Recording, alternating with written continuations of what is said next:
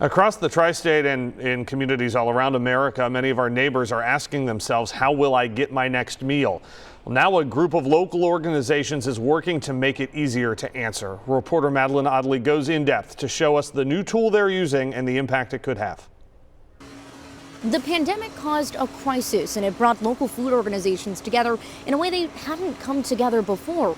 Now they're turning their focus toward a bigger goal, and they're using unique data mapping software to do it. When your money runs out, it runs out, and then in a blink of an eye, you're hungry. Megan Pickering had no idea just how much of an impact losing a paycheck could have. She and her husband were furloughed at the start of the pandemic. They turned to pantries for a lifeline. You start thinking of last resort.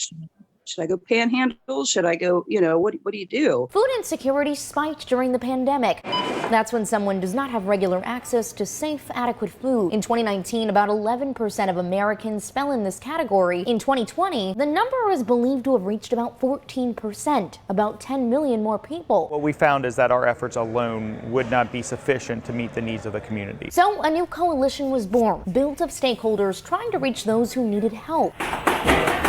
At the helm, Councilman Greg Landsman. Cincinnati has pockets of concentrated poverty. We collectively have to do a much better job of getting supports to folks who desperately need it. One partner brought a unique tool. Kroger's data group 8451 started tracking hunger on the neighborhood level. We use publicly available data to look at what the supply of food going into a neighborhood is versus what the demand is. Data scientist Charles Hoffman secured a free license from company Esri to use its GIS mapping software. Esri software allowed him to map the data like this. We map it so that we can show it in a way that is digestible for city leadership and also community level and food organizations. At the start of COVID-19, the maps helped coordinate emergency food distribution. Now they're targeting overall food insecurity. The focus, the gap between how many meals a neighborhood needs versus how many it actually receives. They're now trying to cut that gap by 10% in 3 pilot neighborhoods. If the meal gap in a specific neighborhood is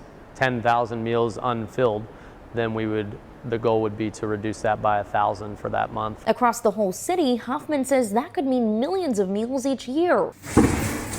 The coalition is willing to fund ideas that could help. Pickering is grateful. It's wonderful to have people like that, to have organizations that care, that aren't going to, look down on you for asking for help.